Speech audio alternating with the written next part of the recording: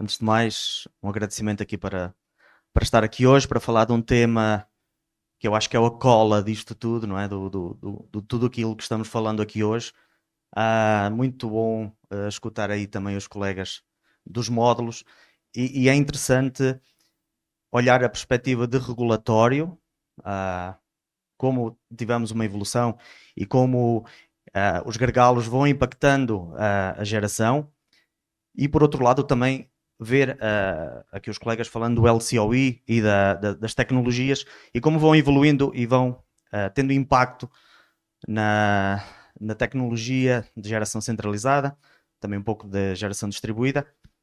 E eu hoje não venho tentar vender nada, ok? Venho aqui conversar um pouco com vocês sobre a operação e manutenção. Podemos olhar para o que nós vamos falar aqui hoje sobre o momento de pós-construção e como é que a ação que nós temos na operação impacta na rentabilidade dos nossos projetos, ok? Pegando o gancho do colega da Trina e falando no LCOE, eu não acho que só os módulos impactam no LCOE, obviamente que impactam, não é? A nossa escolha da tecnologia, seja por eficiência, seja por maior geração, seja porque tem um melhor coeficiente de degradação na temperatura, e estamos no Brasil, temos usinas instaladas em locais com uma temperatura média bastante elevada, bastante acima dos 25 graus das STC. É importante escolhermos o módulo certo, mas não é só isso que impacta no nosso LCOE dos projetos, e por isso eu vou começar por aí, falando só um pouco de mim. Atualmente sou diretor da operação do Grupo Comerc Energia, mas já estou aqui nesta questão do solar fotovoltaico faz uns anos, aí desde 2007. Lembro-me de ver os primeiros módulos com 100 watt pico, e tenho acompanhado aí a evolução do mercado com grande orgulho de fazer parte aqui da indústria, ok? Mas seguindo aqui e falando um pouco da Comerc, a Comerc apresenta-se como uma empresa de soluções para descarbonização, ok? Nós temos geração centralizada, geração distribuída, trading e soluções em energia. Propomos-nos como uma solução no mercado brasileiro para ajudar neste processo de descarbonização que tanto almejamos aí no combate das alterações climáticas, ok? Mas, até por razão de tempo, vou tentar ser o mais breve possível. Olhando aqui para o LCOE, porque é que isto do LCOE é muito importante na questão dos nossos ativos? Falámos há pouco, mas o que é isto do LCOE?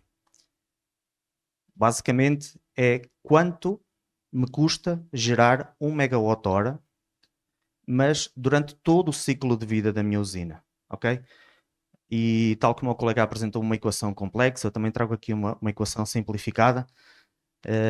Podemos dividir em CAPEX, ou em custos de capital, mais OPEX, dividido pela geração de energia. Como nós podemos imaginar, tanto na parte da escolha dos melhores equipamentos, vamos ter impacto no CAPEX, ou seja, escolher um produto, por vezes, o mais barato possível. Não é isso que melhora o nosso LCOE. Porquê?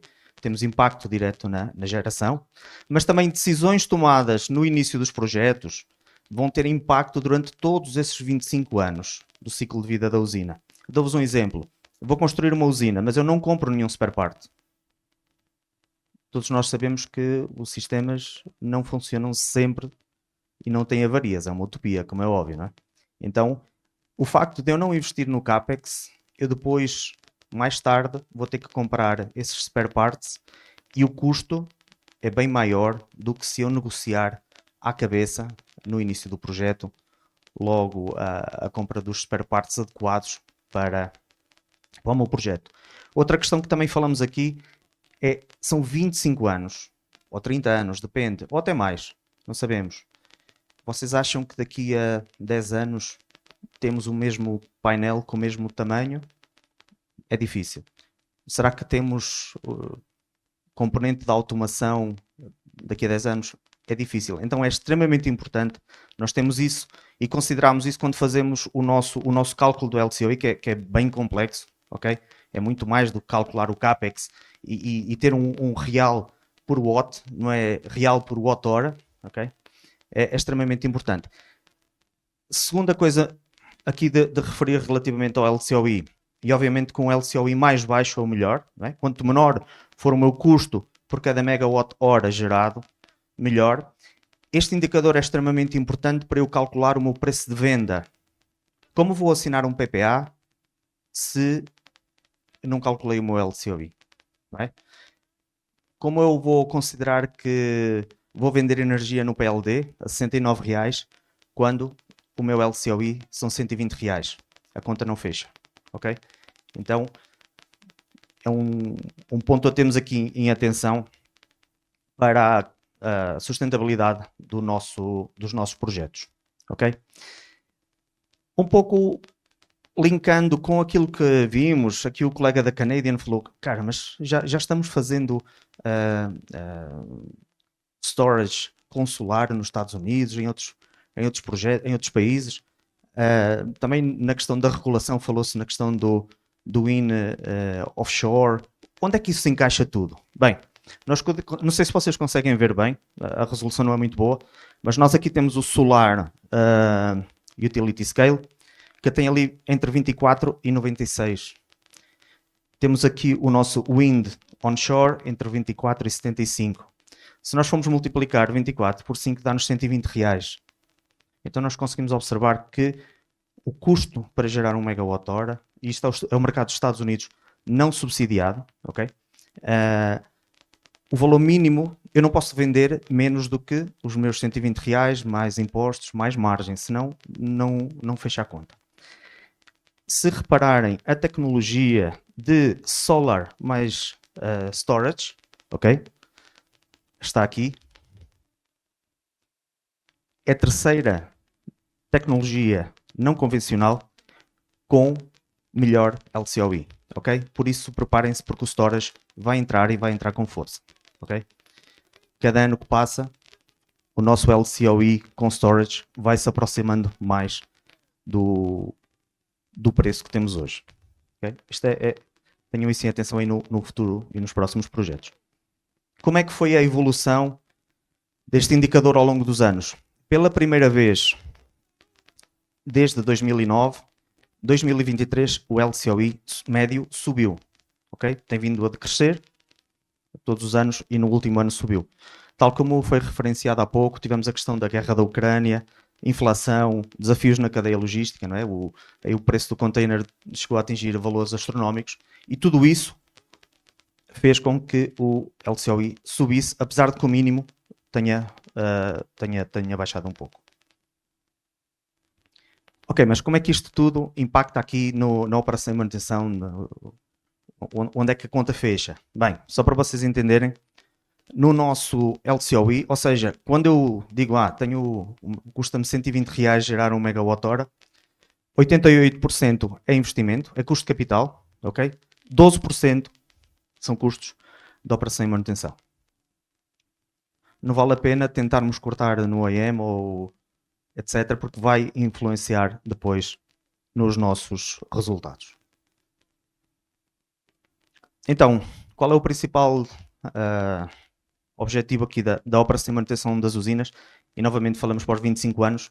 Obviamente temos sempre a pressão dos nossos financeiros para reduzir o custo, obviamente, aumentar a produção, mantendo as garantias durante todo o ciclo de vida, ok? Nós temos diferentes equipamentos, mas temos que garantir que todas as ações que são feitas na operação e manutenção estão em linha com as garantias do produto, ok?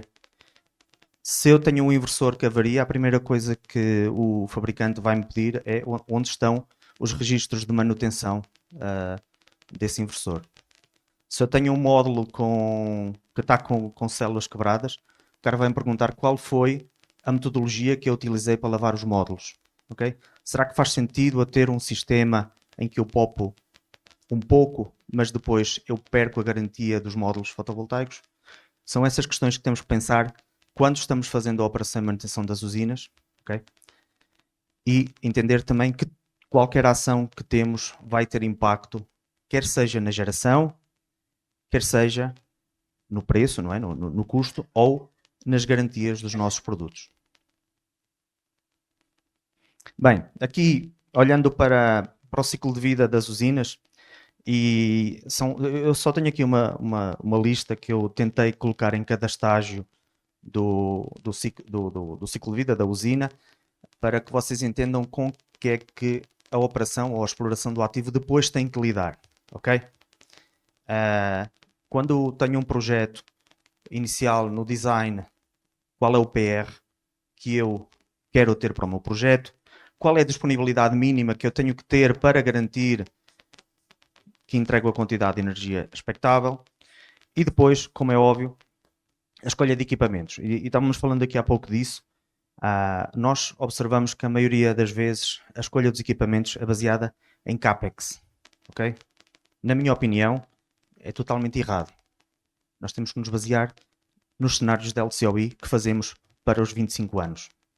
É isso que vai dizer se nós temos um melhor ou um pior projeto. Não é porque o cara comprou o painel a um preço mais baixo ou o inversor a um preço mais baixo que eu tenho um melhor projeto. Antes pelo contrário. Okay? Outra questão muito importante no Brasil é a questão do pós-venda. Okay? E há pouco da Canaída mostraram ali o projeto de Pirapora. Foi um projeto que eu arranquei na parte da operação e manutenção e tivemos desafios gigantes, porque não havia um histórico, uma estrutura local que nos permitisse atender o projeto com uma disponibilidade adequada. Para vocês terem ideia, para ter o spare parts para inversor, por exemplo, era extremamente difícil. Então temos que pensar nisso quando compramos um determinado equipamento, se temos estrutura de pós-venda que depois, durante 25 anos, nos atenda de uma forma correta. Outra questão que falei no início é o tipo e quantidade de spare parts, que é uma luta que nós, na parte da operação, temos diariamente. Obviamente que tivemos um boom de novas usinas e vimos aqui pelo timeline, houve essa corrida ao ouro e apareceram muitas pessoas, muitas empresas construindo. É extremamente importante escolher também aquele EPCista que nos garante qualidade no produto e na entrega, como é óbvio, e acima de tudo temos um bom comissionamento. Okay? É importante termos um bom comissionamento, ter os milestones adequados no projeto. Dou-vos um exemplo, fazer a eletroluminescência, por exemplo, quando os módulos chegam na usina. Okay? Fazer uma curva IV quando arrancamos com o projeto para depois podermos medir a degradação ao longo dos anos. Se não fizermos isso no momento certo, perdemos a rastreabilidade e perdemos o controlo sobre o nosso projeto. Okay? Olhando para a operação e para este boom de usinas que temos, não apenas GC, ok, hoje aqui o nosso fórum é da GC, mas olhando um pouco para a GD, que acaba por estar também bastante pulverizada, uma das dificuldades que nos deparamos é com a questão de qualidade técnica, de pessoas que conseguimos arrumar para trabalhar nos nossos ativos. Então aí existe um trabalho que tem que ser feito principalmente pelos operadores de ensinar, de dotar, de dar treinamento adequado às equipes técnicas para poderem atender em tempo útil. Ok? Outro tema extremamente importante aqui, antes de passarmos para o próximo slide, é a questão da obsolescência tecnológica. Ok? E, novamente, temos que entender que o produto que temos hoje é muito diferente do produto que vamos ter daqui a 5 anos. Ok? Se eu tenho que trocar um módulo de uma string daqui a 5 anos, em termos elétricos, eu consigo encaixar um módulo lá diferente, ok? Uma tensão, com uma corrente, vai ficar limitado. Tudo bem, beleza, mas eu não posso colocar um módulo maior num tracker que foi desenhado para o produto que eu tenho hoje. Senão perco as minhas garantias, que são normalmente 10 anos para a componente estrutural, ok? Temos que pensar nessa questão. Outro ponto bastante importante, obviamente que a escolha dos equipamentos certos vai ter um impacto direto na degradação, mas temos que entender que a certo momento vamos ter reciclagem dos nossos equipamentos, principalmente os módulos. Já começa a aparecer hoje algumas soluções no mercado, embora com um modelo bastante distinto do que temos no resto do mundo, em termos de modelo financeiro. E também temos a questão do descomissionamento. Okay? É algo que temos que entender que as usinas vão chegar a um fim de vida e esse custo tem que ser considerado e tem que ser integrado no LCOE. Okay? É um custo relevante. Obviamente não tanto quanto nuclear, mas temos aqui algum custo. Outro desafio muito importante que nós observamos no Brasil é a questão do recurso solar. Okay? Nós vimos as certificações e depois andamos aí todos a dizer, olha, epá, estou gerando menos 8%, outros menos 7%, menos 6%, menos 5%. Quando vamos ver, temos que entender a forma como estamos fazendo as certificações e entender que o mais difícil que nós temos neste negócio, claramente, é o forecasting de energia. Okay? Ninguém consegue adivinhar como vai ser no próximo ano. Eu este ano tenho um bom recurso, por exemplo, setembro foi um mês excelente de recurso solar, o mês de outubro arrancou péssimo. Ok? Então, como é que eu jogo com isso no meu fluxo de caixa? Como é que eu vou encaixar isso nos meus PPAs com os compromissos de venda de energia que tenho? E obviamente, já falado aqui várias vezes, hoje, estas novas restrições que nos aparecem com o tempo, o caso do Constraint Off, que afetou aí grande parte do setor.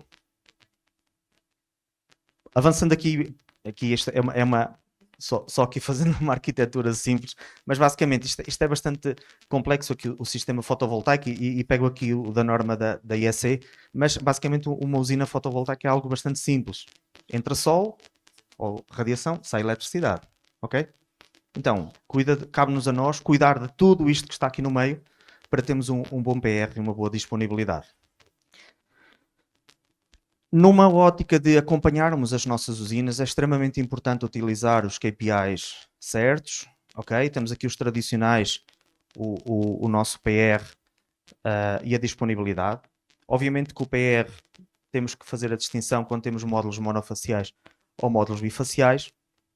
Temos que entender também a questão das condições meteorológicas, ok? Na tomada de decisão, por exemplo, se vou fazer a capina total e deixar o solo totalmente nu, ou se deixo uma camada de vegetação, como isso impacta no meu sistema? Então temos que chegar aqui à equação e ver assim, tenho aqui uma questão, uma variável que é a temperatura, então é bom estudar e tomar uma decisão com base em factos científicos, ok? E outra coisa que eu deixo aqui para vocês também, que é importante usarmos como referência aqui a nossa IEC, a 101.724, como referência para os KPIs, seja o Energy Performance Index, sejam todos os outros. Na minha opinião, acabam por se resumir todos ao PR e à disponibilidade dos ativos. Ok? Aqui uma matriz muito simples de influências, ok? Obviamente que nós sabemos que, se olharmos para aqueles dois KPIs, na fase de construção, na fase de development, o meu impacto é total ou grande parte no PR, ok? O operador do OEM não é responsável pelo PR. Não é ele que desenha o ativo, não é ele que escolhe os módulos, não é ele que escolhe os inversores. Ele tem influência na disponibilidade, ok? Ele tem que garantir que o ativo funciona bem, está disponível. No entanto, a qualidade de saída de energia, a qualidade e a quantidade de geração vai depender muito das decisões que nós temos aqui na fase de implantação do projeto. Um tema que eu acho que é bastante interessante para nós trazermos aqui para a parte do OEM. Qual é a estratégia a escolher? Vou subcontratar totalmente o OEM? Vou internalizar? Ou vou fazer um modelo híbrido? Okay? Então, isto dependendo do tipo de estruturas que nós trabalhamos, do tamanho do portfólio que temos, se estão juntas as usinas, se estão bastante dispersas, é uma estratégia que tomamos em função de uma análise que tem que ser feita caso a caso. Okay? Nenhuma das soluções é perfeita, nenhuma delas é magicamente escolhida. Okay? Temos que olhar e pensar em cada uma delas. O full scope vai-me trazer a tranquilidade de eu subcontratar a um terceiro toda a atividade. No entanto, eu perco controle, perco domínio sobre a minha atividade na usina. A internalização total significa que eu vou ter que ter um corpo técnico bastante grande. Temos toda aquela luta de trabalhista, etc. Garantir que temos todos os recursos. Então, demanda um esforço maior da nossa parte mas traz maior controlo, porque sou eu que decido o que fazer, quando fazer e onde fazer, ok?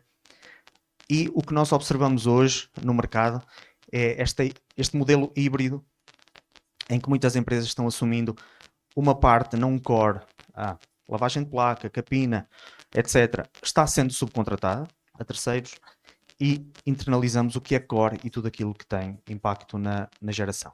Okay?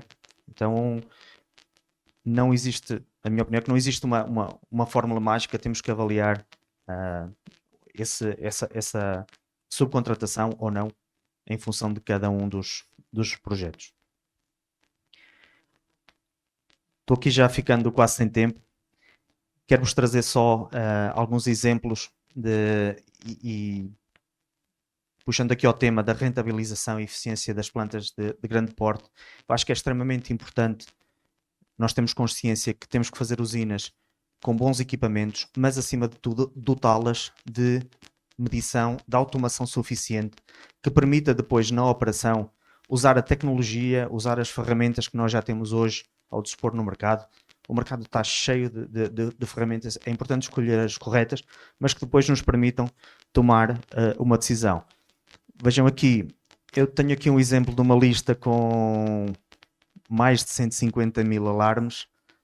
Obviamente que eu não vou conseguir atender a todos, mas eu consigo enxergar que na primeira linha estou tendo ali 142.765 problemas relacionados com o seguimento. Se eu não estou com o seguidor funcionando corretamente, eu posso ter um melhor painel.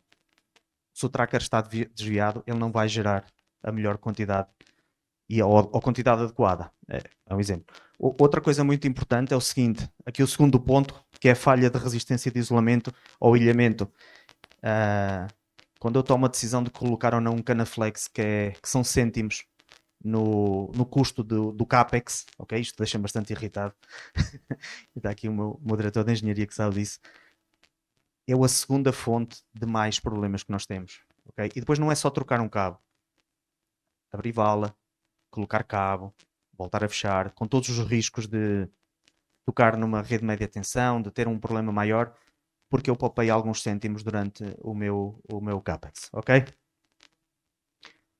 Isto é um exemplo do sistema que nós utilizamos e integramos todas as usinas, quer GD, quer GC, e é uma ferramenta que utilizamos diariamente na ajuda de tomada de decisão, ok? Outra coisa bastante importante é nós entendermos o perfil da nossa usina. Como é que a nossa usina funciona? Okay? Eu conectei tudo, está a placa lavada, não tenho nenhum inversor parado, mas será que está funcionando tudo bem? Não sei. Então, temos que utilizar a tecnologia para ver isso. Vejam o seguinte, eu trago-vos aqui um perfil, está dia 14 de 9, por isso podem ver que não é de agora. Okay? Escondi o nome da planta, acho eu. Mas vejam aqui, durante um dia eu tive sombreamento no início do dia, constraint off, ou seja, os senhores da ONS mandaram-me desligar. Ali a meio do dia voltámos a conectar. Tenho perdas térmicas nos módulos, ok? É para vocês verem quanto é que impacta eu escolher um módulo que não... escolher pelo A ou pelo B, ambos vão ter perdas térmicas, mas uns certamente terão mais que outros. E no final do dia tenho sombreamento. Nós temos que olhar para o perfil de funcionamento da usina e dizer assim, o que é que eu posso fazer para melhorar? O que é que eu aqui tenho impacto? Ok? As perdas térmicas eu não vou trocar os módulos todos. Não é? Constraint off também é uma restrição que eu tenho e tenho que obedecer. Talvez a gente consiga recuperar alguma coisa aí. Não sei como é difícil. Mas o sombreamento é algo que nós podemos atuar. Ok? Então é necessário que identificar, ir no campo, ir no terreno e verificar se esse sombreamento pode ser por shading ou pode ser por vegetação alta, ok? Até porque, se eu entender, é no início e no final do dia. Então, se eu tenho, por exemplo, um backtracking que não está funcionando corretamente, tanto me impacta no início do dia como no final do dia. Normalmente, quando temos as duas, é esse caso, do backtracking, quando temos só no início ou no final do dia é porque a vegetação está crescendo e eu estou sendo impactado nessa parte, ok? Trago-vos aqui outro exemplo, este não tenho aqui o dia. Eu retirei aquela parte da geração, mas para vocês entenderem, o porquê entender o perfil de geração de funcionamento durante o dia, em que eu aqui, além das perdas térmicas, eu consigo ter de uma forma automática as perdas por sujeira e permite-me tomar uma decisão se eu vou ou não lavar módulos, mas acima de tudo o clipping, não é?